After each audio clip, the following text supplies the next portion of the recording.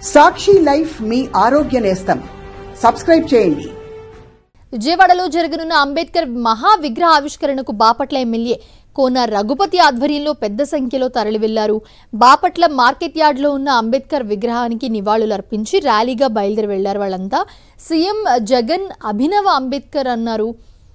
MLA కోన రఘుపతి రాష్ట్రంలో అంబేద్కర్ ఆశయాలకు అనుగుణంగా సీఎం జగన్ పాలన సాగుతుందన్నారు. ఎమ్మెల్యే కోన